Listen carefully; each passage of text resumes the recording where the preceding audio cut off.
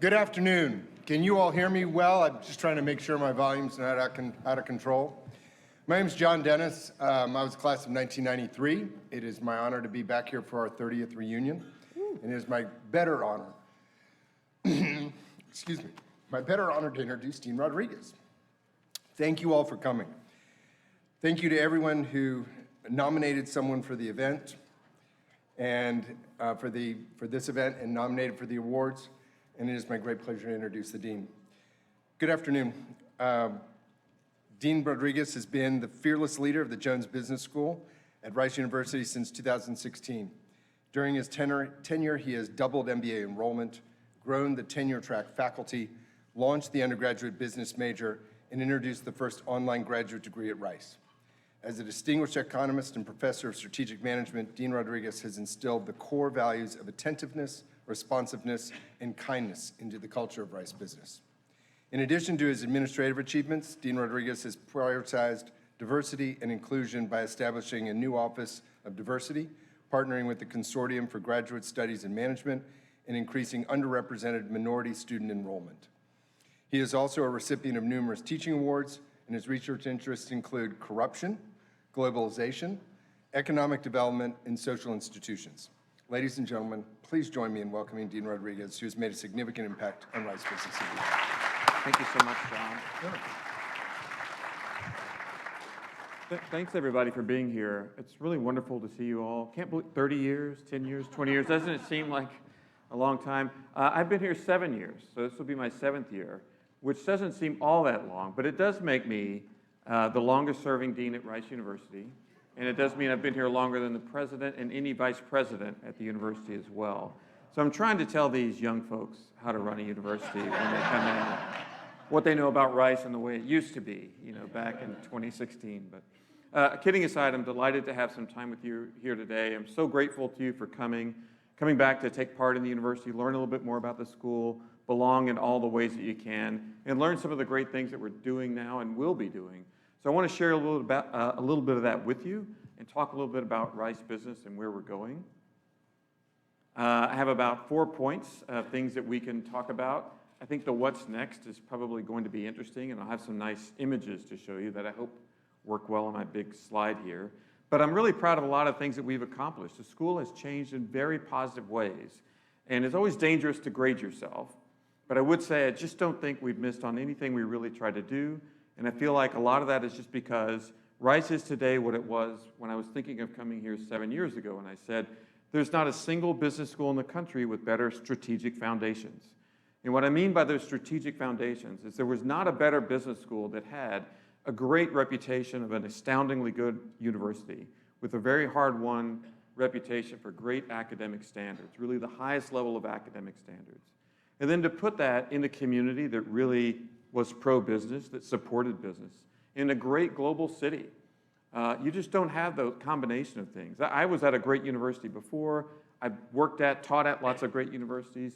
That's rare. I don't think there's a better one. And so I've always been optimistic about Rice. I think we've been able to accomplish a lot because of those foundations, because of your support, and because of all the great leadership we have had at Rice.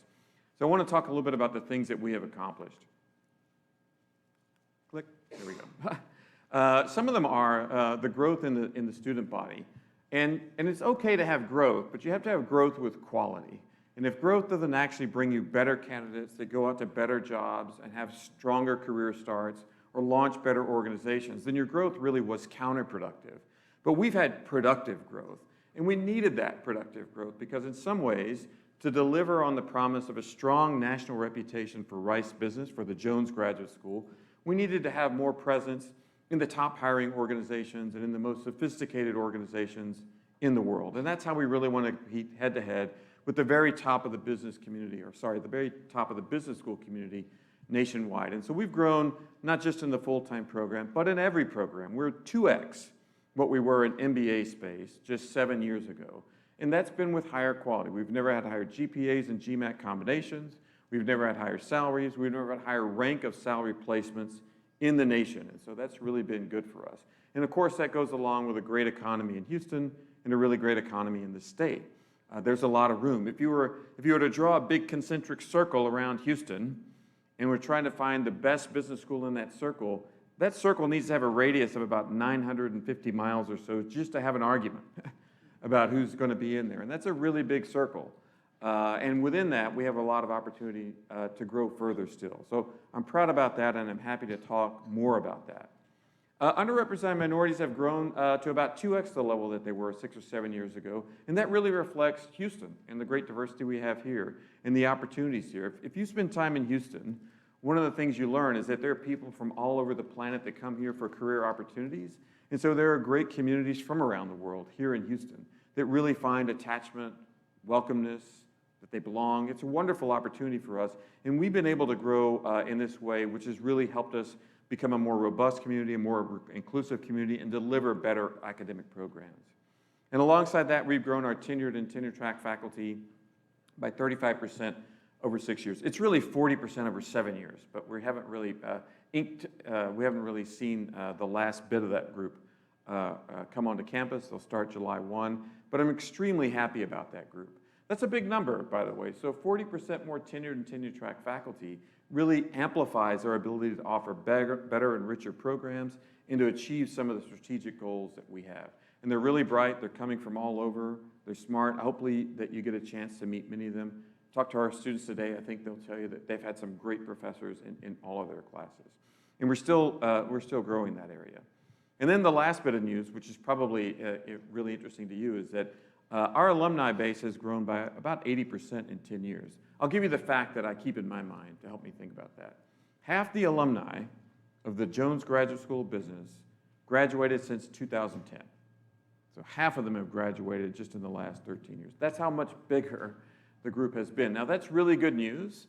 I think for our presence in top organizations, there's a champion now almost at every top organization. There are groups of people. People know Rice MBA grads that can say they're amazing, let's get more of them. I hear that all the time. I don't tell our students this enough, but usually in the summer, I hear complaints, but not from students, from hiring firms. And they'll call me up and they'll say, well, we just didn't get enough of them. What's going on? I'm like, well, pay more? No. You say, there are easy ways to do that, but it's a great list. I can remember hearing from Bain and BCG 2 years ago. We had McKinsey as our top hiring firm. And they're like, what are we doing wrong? I'm like, I don't know, but get in early. That's great for the students who want to be consultants. They're going to be delighted to have that set of opportunities. It's also just that we're providing something we know the market wants and these firms want. They want really high quality, well-trained graduates who can do anything and work anywhere. And increasingly they see that in us, and I'm really happy about that. So that's been great for us. But half, it also means that philanthropically, not everybody's in the sweet spot of that big, I've made it, I'm gonna name a building after you. But in 10 years or so, someone, maybe some really happy dean is gonna say, that's great. There are a lot more folks to help us, and there are gonna be a lot of people out there in any organization you can think of to say, there's a Rice grad there, go talk to them. They're gonna help you get started. They're gonna give you that interview, and that's what we really want. So what's now? Well, there are a lot of good things. I would say, again, it's a self-grading thing. I don't think we've really ever been better. Now, rankings are terrible, I have to be honest. Buy me a beer and I'll tell you about rankings and how terrible they are.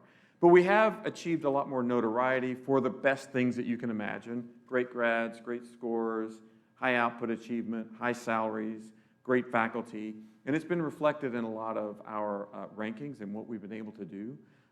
They go back and forth a little bit, but I'm particularly glad that some of our distinctive characteristics continue to show up. And one of them is that you hear about a lot is graduate entrepreneurship. I just really don't think there's a better program in the country, Al can be a great part of that, for graduate entrepreneurship anywhere. And I always hear that. I go to dean's conferences or I go to meet folks and they'll say, what are you guys doing? That's amazing. How do you do more of that? I saw your business plan competition. I look at your list of courses. I look at some of your founders. That's incredible. What are you doing to do that? And part of the answer is, it certainly started before I got here, but we know a winner when we see one, and we know that we can build in that area. And the more we do well, the more people want to belong, take part, give back, participate. That's been amazing for us. We'll have even more on this, and I'll tell you more, but I'm really delighted about that. But really, if you look at any of our programs, the online, the full-time, the part-time, you're going to see them doing very, very well and placing students extremely well. And you probably know or you saw our billboards or airport ads. We have a hybrid program coming out soon.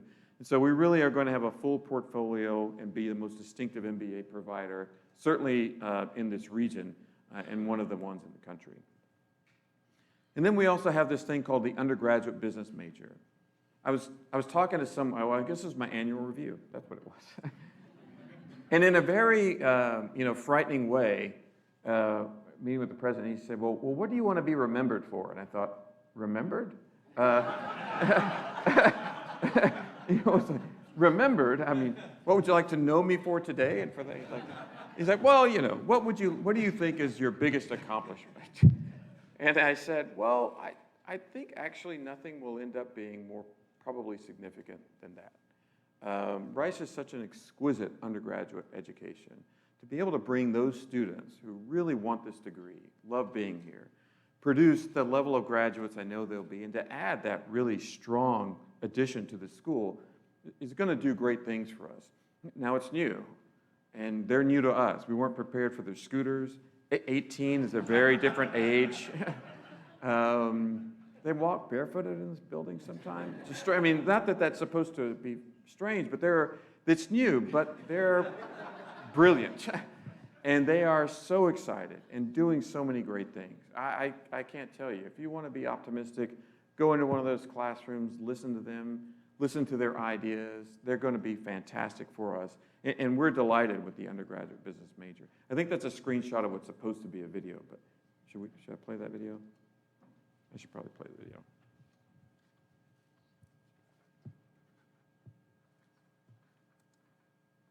What if companies viewed the world the same way explorers do? What if marketing tools could help treat cancer?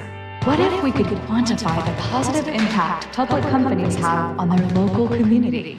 At Rice University, we're on the lookout for enthusiastic students ready to make their mark. So if you want to major in business at Rice, bring your boldest ideas, because the biggest moves forward are forged by brave thinkers with the guts to challenge the status quo. Businesses are around to solve some of the problems or serve some of the needs that society needs to have served or addressed, and that's complicated. For that, we need more depth than just a minor provides, so we decided to add a whole major that would give students a chance to really go deep into all the problem-solving skills they need to address these problems for the future. As one of the most exciting new undergraduate business programs in the country, Rice business students enjoy individual attention with the breadth and depth of study afforded by a major university. With the diversity and collaborative culture that's at the very core of the Rice experience, you'll be able to dig deep into the fundamentals of finance or management while still having plenty of room in your schedule to explore your other passions. At Rice Business, you'll work with faculty from our top-ranked MBA program. You'll study under professors doing nationally recognized research who bring that technical knowledge and enthusiasm to the classroom every day, teaching you how to apply business theory you're learning to the business you want to do. The beautiful Rice campus is centrally located in an emerging tech hub and most diverse city in the nation, Houston. This gives our students ample opportunity to explore internship opportunities in the vibrant surrounding community. Rice is very lucky to have Houston, and that Houston is very lucky to have Rice. Both the institution and the city need each other. And I say that because Houston is a giant global city. It's growing fast, it's changing in many, many ways, and it needs leaders that are prepared to start new organizations, to build the existing organizations, to lead them through important transitions. Rice business students have access to the rich entrepreneurial ecosystem of Blue Idea Lab for innovation and entrepreneurship, the Rice Business Plan competition, and the IO. So when you come to study business at Rice, bring your boldest ideas. There's plenty of fuel here for creating world-changing solutions. So this year, this May, ahead of schedule by 1 year, there's going to be exactly one undergraduate student who graduates with the undergraduate business major. To be candid, he kind of cheated the system. He wasn't supposed to be able to graduate that early, but somehow got enrolled in about 24 credit hours in the spring, which should be impossible, but is going to graduate. But next year, and in years going forward, we're probably going to have closer to 100 to 120 graduates per year go through that program. It's going to be a terrific group of students, and they're already doing great things. A little over a week ago, or I guess a week and a half ago, at the Napier Rice Launch Business Challenge, we saw a team of freshmen deliver a pitch for a Merchant Mariners payment program that you could use using Starlink on ships and using digital payments in a way you haven't done before. It's really extraordinary. And they are 18, 19 years old, already really getting deeply engaged in the entrepreneurship and the business plan things are happening here. So delighted about the undergraduate business major and excited to tell you more. It also means that we're going to need to grow and we're going to need some breathing room around here. Tell you more about that. Let's see how to do that. So what's next?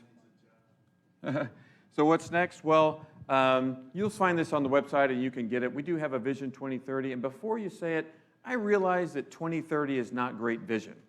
2020 is great vision. Aspiration 2030 might have been a better choice, or this is more accurate for someone my age. Vision 2030 is welcome. That would be delightful. But Vision 2030 has us thinking about 5 key things and 5 pillars. And I think I like all of this. I'm really happy with all of it. We're really committed to our research-focused academics. Our scholars, our professors are really doing great work. We really need them. That's the basis on which an academic reputation, I think, is really built. We're going to have continue to have rigorous and innovative curriculum. I'm delighted with our MBA programs. We do and offer, I think, more than anyone else. And I think they're experiential, they're rich, they're always adapting, and we can always do more, but I'm delighted about that. We're going to continue to have our tight-knit, inclusive culture. I think because of the scale and growth we're experiencing, it's important to redouble our effort to ensure that we don't lose that we preserve that. It is special. We hear that all the time, so we want to make sure we do that. And then we have, I think, 2 big thematic commitments. One of them is to entrepreneurship, which I think I've mentioned before is a great strength and we need. And the other is to energy transition leadership, which we've heard increasingly is a critical theme here in Houston. Not just to have continued strength in existing forms of energy, but to be ready for all the coming changes and to participate fully in the decarbonization of many manufacturing processes. We think we're uniquely situated to do that, and so we're excited about that. And we're going to have to build some space. And so I'm going to show you some in-process renderings of the building space. I've mentioned it to you before. I think we talked about it last year as well. We've made a lot of great progress, and I'm excited about what we're working on to come next, which is going to be about a 50% expansion in the total workable space here at McNair Hall. McNair Hall is about 160,000 square feet, completed 20 years ago. So there's a class of 2003 here, I think was the first group to actually go in. There we go, yeah. And we've made great renovations here. We're gonna add about 50-ish% by building really towards the center line of this quad. So in towards the south a little bit, and you'll see that in just a moment here. So if you get an aerial view of the side-by-side, you can see there McNair Hall.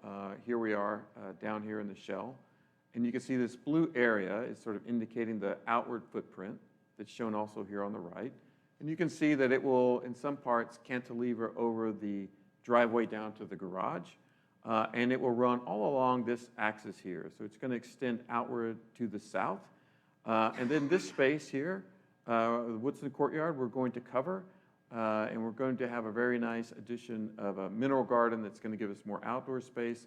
But we'll use that as sort of a great town square for the building. Underneath will be about 9,500 to 10,000 square feet that we can use all throughout the year, taking advantage of the good days, but also the days when it's a little too hot or a little too wet, or rarely a little too cold to be there. And then on this west end, we'll have some very large classrooms for our undergraduates, large relative to us. We'll also have additional MBA classrooms and spaces on the second floor, learning team rooms, which you can never have too much of, and we're going to have some dining facilities that we're going to actually have a mini servery, if you will, because You just can't have a great building without great food, and what we've added has helped, but we're really going to have to do more to make that work. Here are some sort of potential outcomes. This is one look at sort of this low-slung building that you'll see move out to the south. One of the things I wanted to show you was that it's going to be built moving out towards the Terrell Sky Space or Twilight Epiphany. But we've taken great care to make sure that nothing about the experience is really interrupted. And so one of the things you have to do is to make sure that from the inside, and hopefully you've all been in there, looking out, no matter if you're tall, much taller than me, you won't see anything unnatural. So the building won't be in that space. Actually, I think the rule is if your eye height is about 6 foot tall, so 6 foot eye height is pretty far up there, we'll do that. Here's another look. If your back was to Alice Pratt Brown and you were looking towards the east, you would see the building on the left, and you kind of see a few things, like there's this event space. You can see that it creates a shaded area underneath, but the event space will be a really nice looking formal spot where we can have great events, seat up to about 200 people to dine in the evening, celebrate different speakers and talks. I think it's going to be absolutely wonderful. Here's another look at that event space on the right. You can see the covered portion here and these rather boring looking people eating there. But it'll be great, and adjacent to that, we're going to have a nice server where you can get lots of food and eat. We hope that it's a great sticky building, if you know what I mean, that people want to come in, park, spend some time, visit with people. We think it'll be great for potential employers to come in, spend more time in the building, get to know our students, and we think everybody's going to really enjoy it.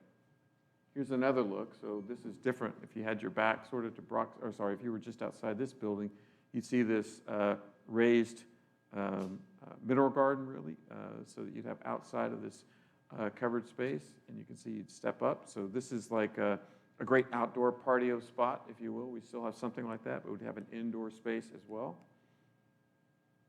And you can see that there's a contrast there. I think I really like that. It sort of signals an old and a new. Of course, McNair is a beautiful space.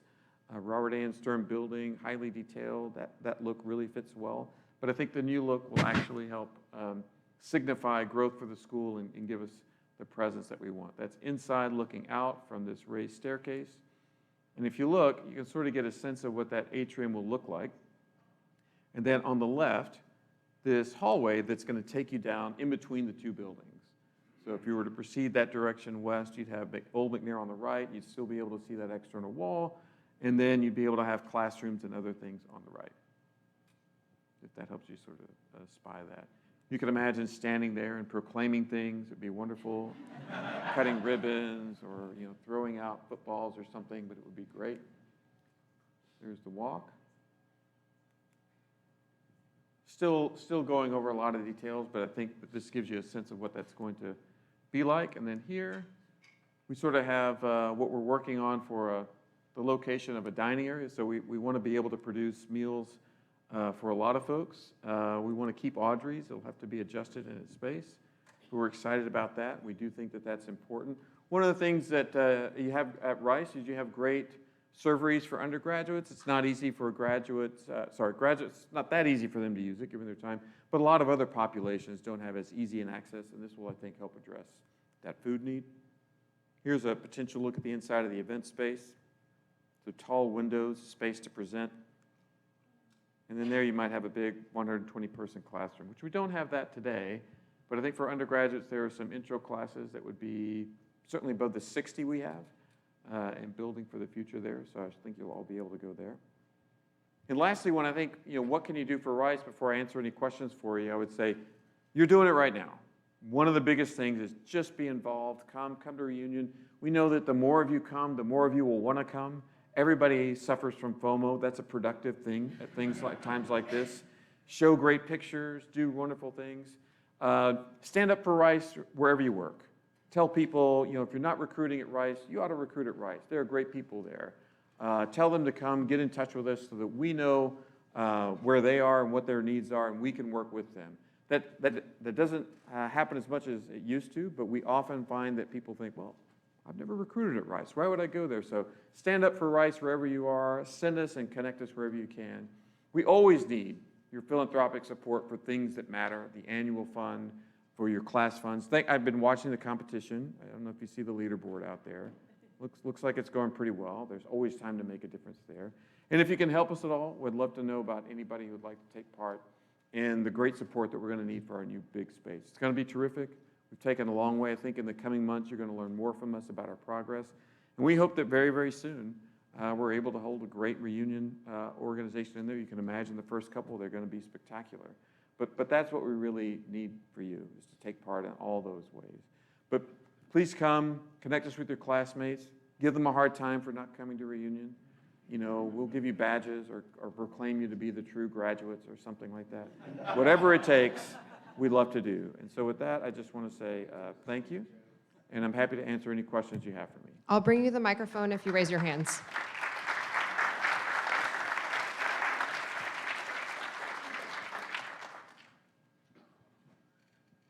Thoughts or questions? Nothing? We got some over here. Oh, Oh, yeah. Yeah, so timing is, you know, we're coming to a point where we're going to have a final design that can be voted on, and I think a great opportunity, we're hoping that in early 24 we could get started. That's not that far away. Dollars, this is a 60 million-ish space. We put down from our current reserves enough to get this far, you know, to do the planning, which is not inexpensive, but there's a lot to do for that building. It's going to really greatly expand what we can do. It's going to help house an undergraduate population in a big way. When you think about what that increment was, when I mentioned undergraduate business major, I think we have to be ready for 500 to 600 majors if you're really planning for a reasonable future. That's an awful lot of students. It doesn't count the minor students, and it doesn't count any growth in the other programs. And as it is, even if you just took account of what we did here in MBA space, we really doubled that group. It's a really hard-working building now. We have classes 5 days a week during the day, pretty much every night, and every weekend. So it's a really busy space. And if you see our events team, just give them a hug and tell them thank you. We keep them really super busy. But that's about where we are. And I can provide more data on all of that. We're working with ARO and Kirksey as our architects, and Telpson thus far has been giving us our cost estimates. Yes.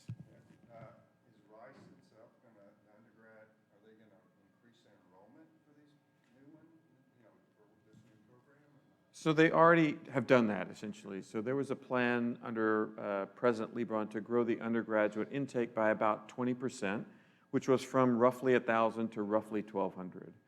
So there's been an increment over that time, and I think it varies a little bit. This class, I think, was a little smaller than the class before. Sometimes you get a few more that you want, and you narrow it down. But we're really working off a base of about 4,800 undergraduates, roughly speaking. But that represents about 800 more than 5 or 6 years ago. Are you going to continue to grow the MBA cohorts, or kind of where you've gotten to? I doubt it, but you never say never. Yeah, I would say I doubt. I don't think there's another program that we need, and this is a good size. I think the scale helps you up to a point, and then it maybe doesn't help you. Certainly, we take advantage of all the courses we have. We can produce amazing electives. We get a reputation for producing graduates at this scale that can go and work a lot of places. But it's hard to say when that sort of trails off, So there are differences. If you went to the far end and you looked at the biggest full-time programs where you're at Harvard or Wharton or Columbia, and those are all 900 plus. So those are giants. They're 500. They're 5 times what we are. But we look more like an urban university. We look more like Kellogg, more like the University of Chicago in our composition, where most of your students are actually not in the full-time, but there are a lot of them. So all those schools have many, very, very large, as you probably know, weekend, evening programs and the like. Our online program has been successful. We're going to hit 5 years of that being in place this summer.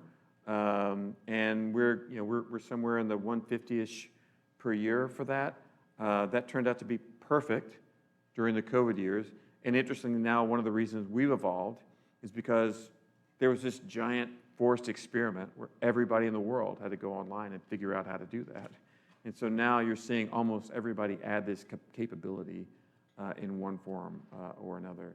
But that's been terrific. And I'll give you an example. So just earlier this week, we gave a scholarship. It was the Sonnenberg Scholars. This is a name of a great Houston citizen, actually was a Wharton MBA, but some Rice MBAs and others wanted to honor him with a scholarship here. He was a Navy SEAL.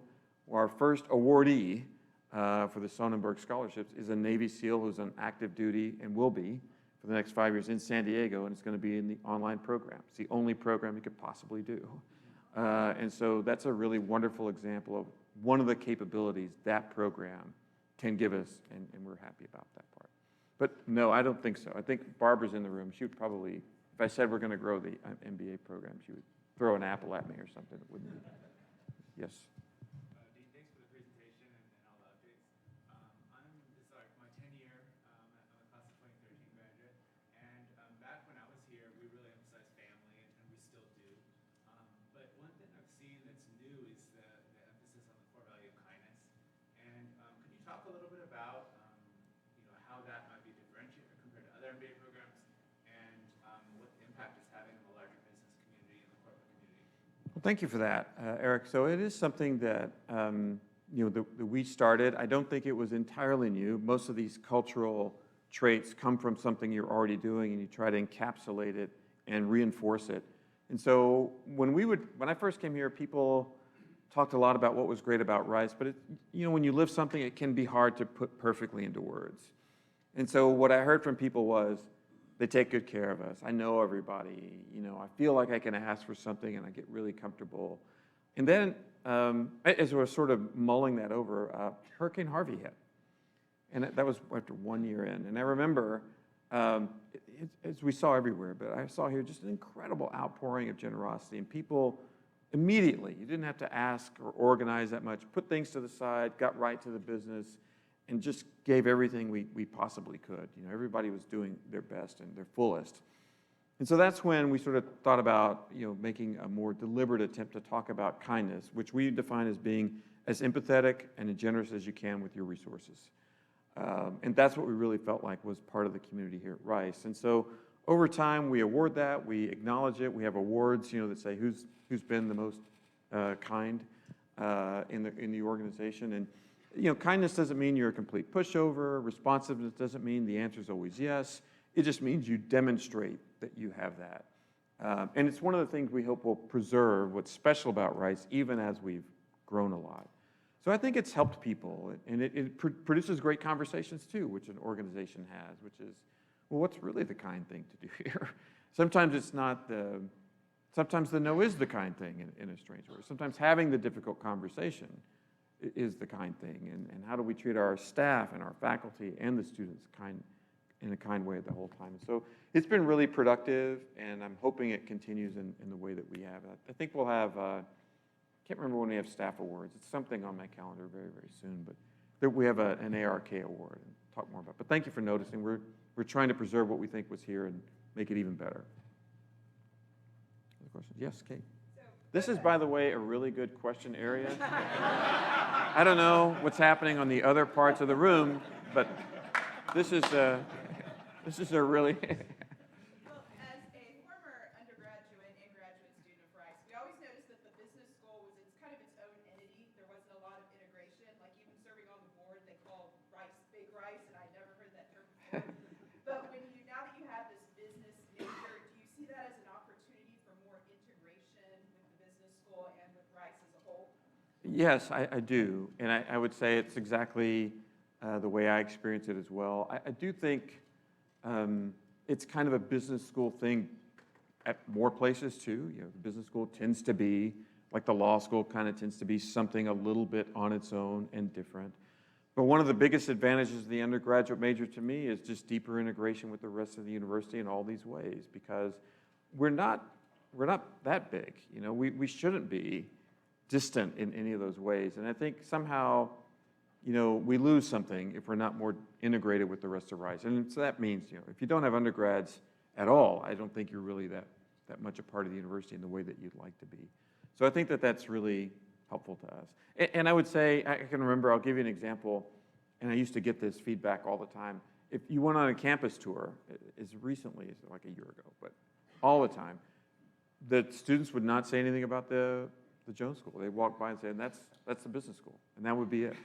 They're like, they have a pretty long talk about Baker, and they have a pretty long talk about everything else, and it's like, oh, we have this undergraduate minor, we have all, and so it was a little hard just to get that into the spirit, but now they're here, and I think that we have the self-reinforcing process of that integration that's really productive. So we're making the most of that. Thank you. That's a great point, Kate. Got a question back here. Okay. Sorry. Great. I'm trying to balance out the question area a little bit. Yeah, hi, Dean Peter. I still remember 7 years ago you went to the Bay Area. It was the first time kind of I met you, and then it's great to know that you're now longest tenure for the Dean of Jones School. So I'm Phoebe Wan from class 2013 with my fellow classmates like Will and Stephen here. I wonder, during our graduate student time period, we actually have something like a capstone project, like a kind of thing. It's like a action learning program. Are we thinking about doing something similar to undergraduate students? And kind of the area that I'm coming from is, I think in the whole lecture theater, we have a lot of executives and different large organizations.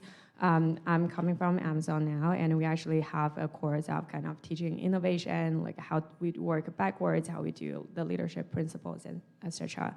So I know that I teach in MIT and Berkeley for those, and I wonder maybe there could be opportunity for us to do like real world like kind of education or small courses, and we can leverage expertise over here in the lecture room and then probably in the broader alumni database. Yeah, just curious about the idea over there, and totally understand it's the first cohort or first class of the graduate, and there could be more innovations going forward. Yeah, thank you, Phoebe. I do think we are constantly experimenting to figure out what to do with the undergraduate program. We have an honors program today for that program, but it's really for seniors. And so we're really just getting our first batch through in the fall into all those groups. And some of them will do things like a research project with a professor, and some of them will do more experiential learning. I do think we should talk and talk more about that. It's a little bit easier to do some of those with graduate students than with undergraduates, but we're working on good ways to do it. I'll give you an example. So a week ago today, I flew out. It was a great experience. I got to go to Rio for the EMBA 23 Global Field Experience. And what we do with them is we have a set of about a dozen companies in Brazil, and they present us business problems back in November. The students work on those problems for 6 months or so, and then they go down and present. And this year, it was a great coincidence because, well, it was more than a coincidence. We planned part of it. The Greater Houston Partnership and the Mayor's Office were there as well. So they got to participate in some of our activities, see our presentations, meet those entrepreneurs.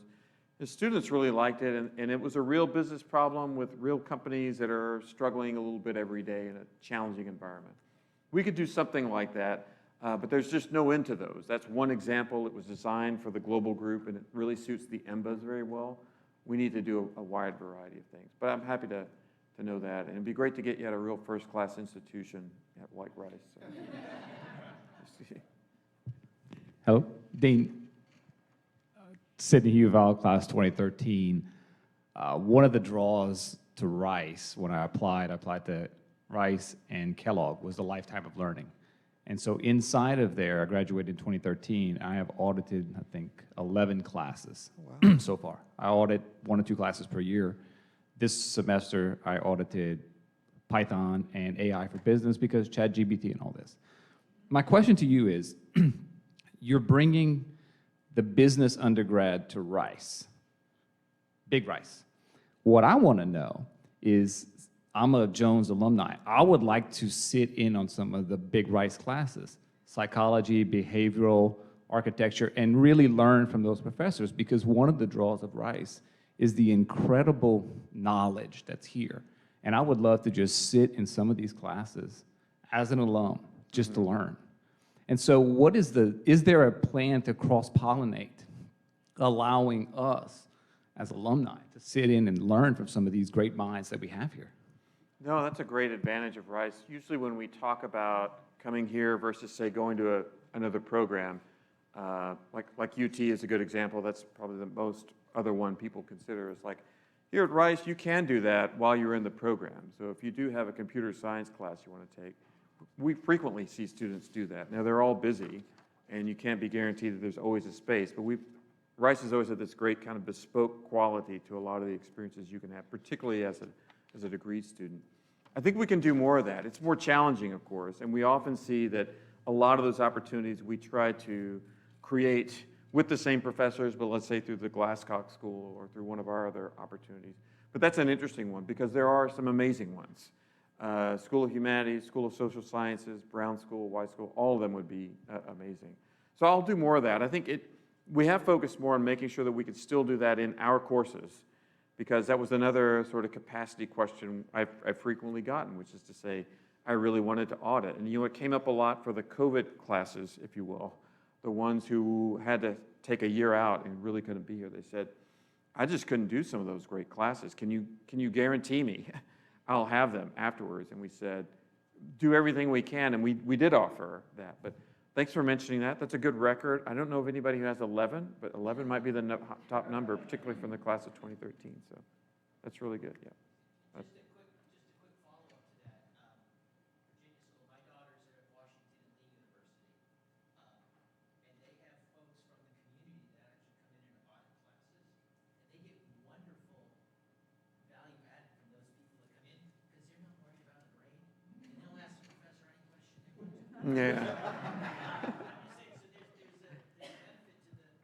There's a pro and con of that in my stakeholder community. But I get you. There is something to that. Degrees without grades are awesome, yeah. 30 years ago, there was no international program that was going on. Very different today. Can you speak to that? Yeah, so we instituted, when I got here, a compulsory graduate global program for every MBA student. And the goal of that was always the same, and it's why you saw it really, I think everybody dabbled in it. I think Harvard Field was sort of the level up. And when Harvard said we're going to have a field experience to make sure that every student gets to test their business knowledge outside the boundary conditions of a highly developed nation is really what they were going for. That's what we wanted to institute. And so we did that for everybody. And it's really valuable. It's a challenge because you can do the sort of edutourism that I think nobody really feels like is truly valuable, enjoyable, bonds the group, but not really valuable. And so what you want is a meaty problem. And so we struggle to do that well, but we succeed. And so the struggle is you've got to get real companies who will give you a real problem, and it's better if they're not big, frankly. Because if you go to Total Energies, they're going to have really interesting problems that they maybe have in other places, but it's a big corporation. They have a lot of resources. They're already sophisticated. They're probably doing business in English. Everything is going to be different. We want something that's a little more complex and challenging, or at least different, right? Because we think our students will already get plenty of that.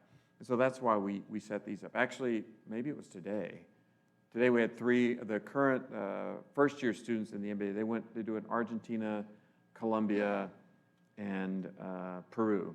So they have sets of entrepreneurs they're working with there right now to go do that. But we think it's really important and valuable. It's difficult. COVID, again, really messed us up for that. China shut down, essentially, and so it sort of lopped off a big area that we couldn't do much with. That's really important globally, but now we'll be able to maybe do more, but we had to sort of take a 2 to 3 year hiatus, frankly, from that. But we're committed to it. I think we do a great job. It's worth it, but happy to give more and talk more. And we've also talked about bringing alums on these and have things that alums could do too, because I think those are really, really interesting trips that they could add to a lot in the way that you mentioned and do a lot with. That was a perfect final question. Shall we get Royce? Sure, we can do that, and I'll get to Anna after. All good. All right. Great. Well, we'll move on to the award portion of the show. Sorry.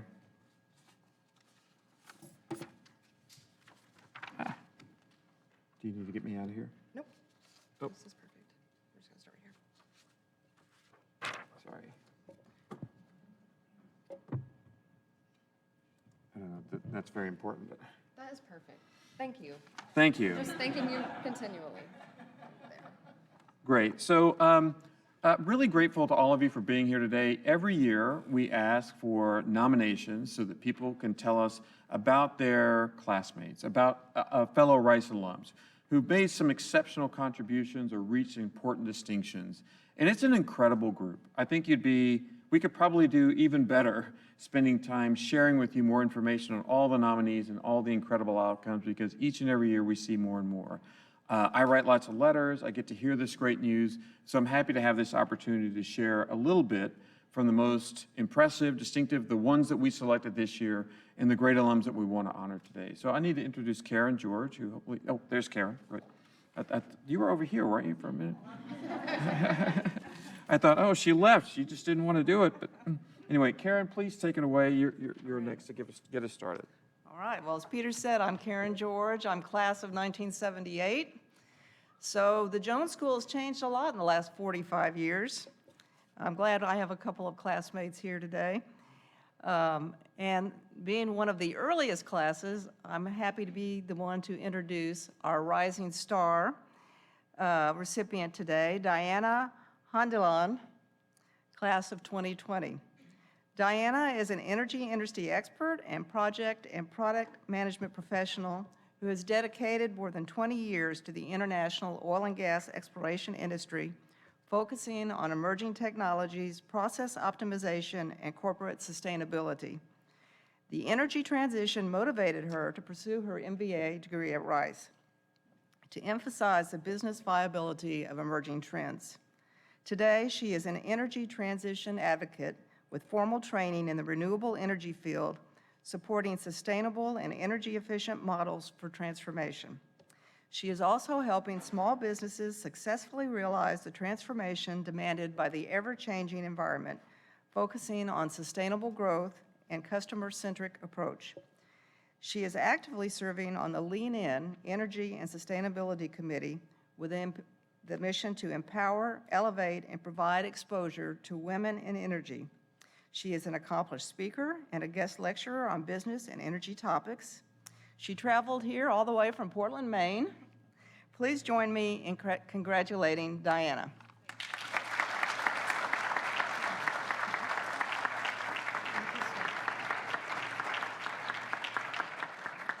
Thank you. I usually sit on that side, so it's very different to have to see you from this perspective.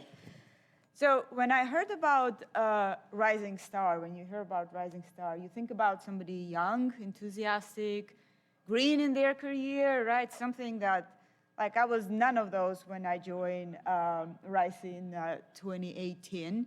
I was going through midlife crisis. My industry still is on life support, right? My daughter was graduating from high school, so I knew she would be out. I was getting through divorce, so it was like,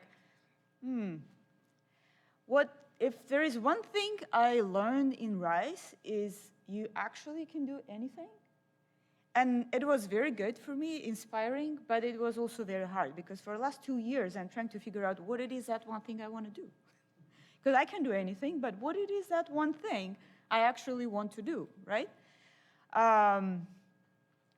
And it is funny, I tried to do business, and I actually did some consulting. I went through this, and I went through that. But then eventually, I got back to energy. This is my home. And things that are coming out is energy efficiency, energy transition. How are we going to do this? How are we going to do this transition? One thing I learned is we don't know. We talk about that a lot. We don't know how we want to do this.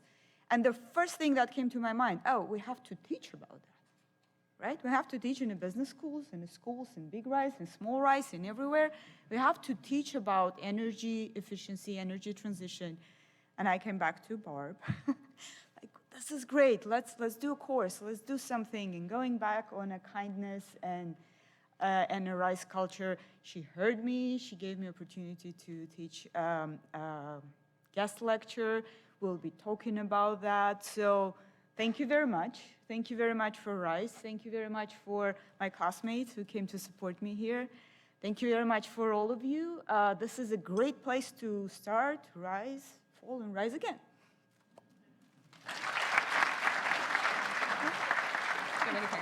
I'll carry this.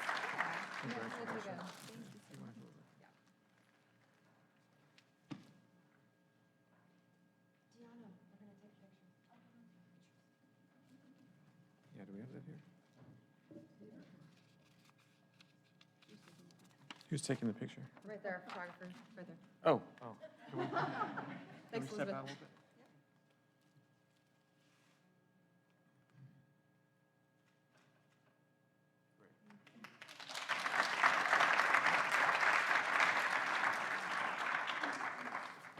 I think I look better from that distance too. I think that's really a nice choice. So next we have Wendy Fong, who's going to help us present our Distinguished Alumni Award. Oh, is that right? Did I get that right?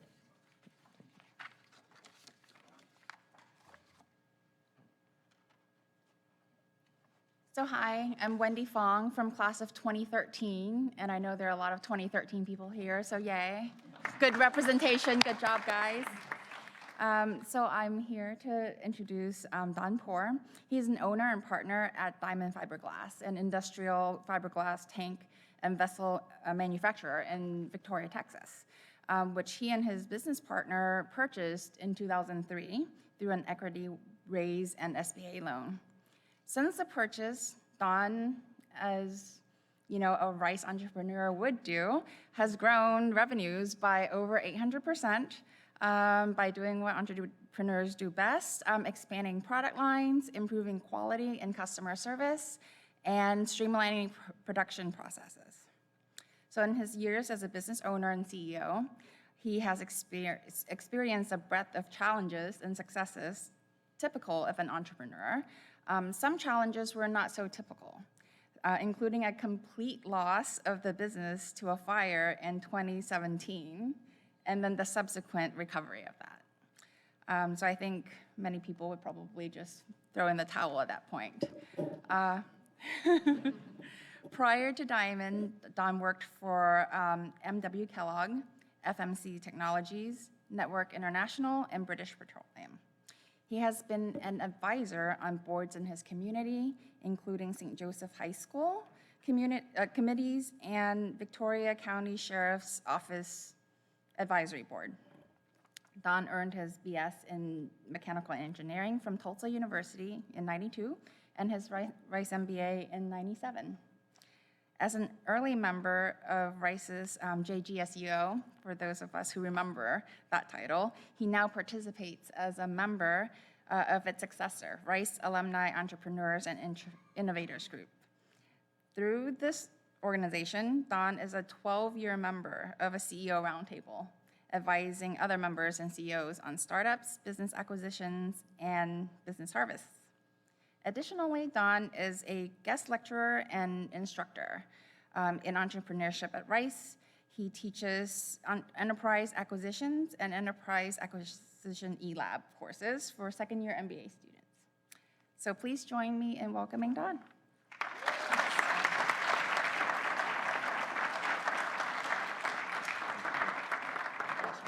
It's heavy. It's very heavy. Thank you very much, Wendy. So this is kind of my Oscar speech. Bear with me while I get my notes out. I am humbled and honored to receive this award. I was very surprised when I got it. So this is what a distinguished alumni looks like.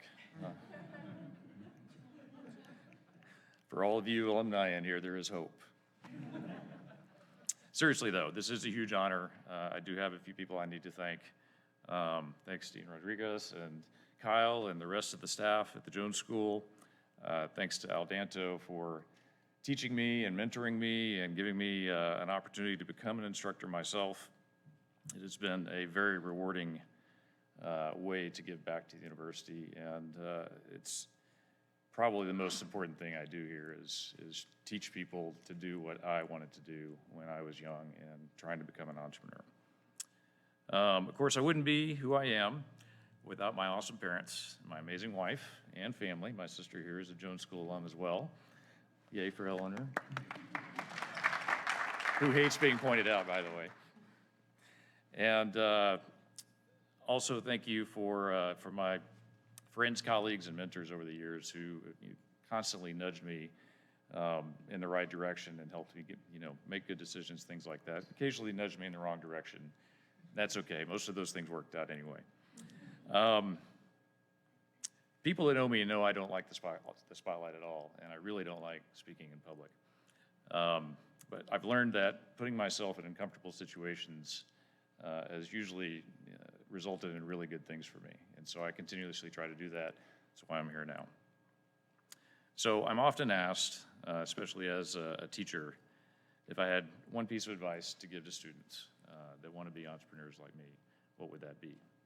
And this was something that was told to me some years ago when I was thinking about, and had been thinking about for a long time, about being an entrepreneur. And that is to do it. Do it now. Don't wait. Take a step, and then another, and then another. And eventually, what you seek will reveal itself to you, whatever that is. But you got to move forward. And I'll add to that my own advice, and that is to dream continuously about where you want to be and what you want to do. Always have that in your head. Find good mentors, people that you aspire to be like or that can help you or give you good advice. Learn to listen, very, very important skill. And of course, don't be afraid to fail. Thank you very much.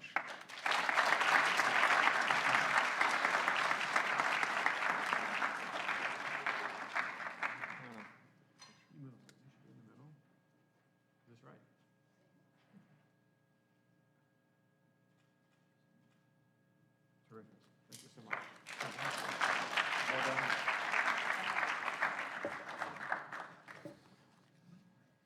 Next, I'm really delighted to have Lynn Ludnicki come and present the Outstanding Volunteer Award. Lynn has done everything at Rice, and the most important thing I can tell you is he was really generous with his time with me when I first got here, giving me a lay of the land, showing me around, and helping me determine what we needed to do and how we would make Rice distinctive. So Lynn, thank you so much for coming to present this award. Thank you, Peter. So good afternoon, everyone, and I'm pleased and I'm honored to be able to present this award to Tracy Dennis. Tracy's in the class of 2020, 2000. And I've known Tracy for almost a decade, and I've known of her for longer than that. We overlapped on the Rice Business Alumni Association board, and there I got to see her engagement, her leadership, her insightfulness, and her dedication to Rice, which were all of the things that meant that I knew her before she actually got onto the board. And I think she is really a prime example of what we are trying to recognize with this particular award, which is the Outstanding Volunteer Award. When you give of your time and your talent to the school, then that creates better networks, that creates better brand, that creates better reputation, it creates better value and experience for everyone. And it is really, really important that people are able to give back in this fashion, and Tracy is a great example of that. Before coming to Rice, she went to one of those wannabe Rice schools in the Northeast, and I'm sure Harvard gave her a great education, and I'm also sure that was part of how she wound up at Rice. When she got to Rice Business, she was fascinated by the idea of research, particularly around clients and customers. She went on to build a very successful career in that space, both working for others and with her own company as well. And at the same time, she had all of those family obligations that many of us face as we progress through our life, but she still had the time and the ability and the willingness to give back to Rice Business. So with that, let me introduce Tracy Dennis.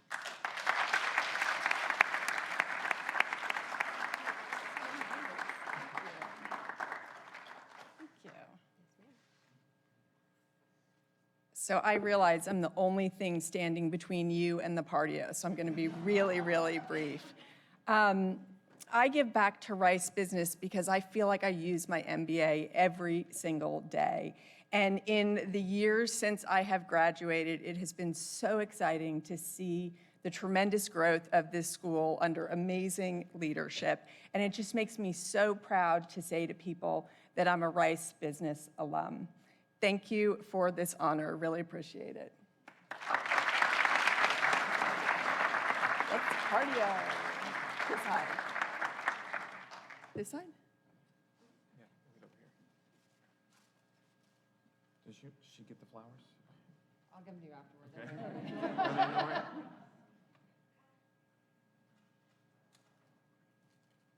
Thank you.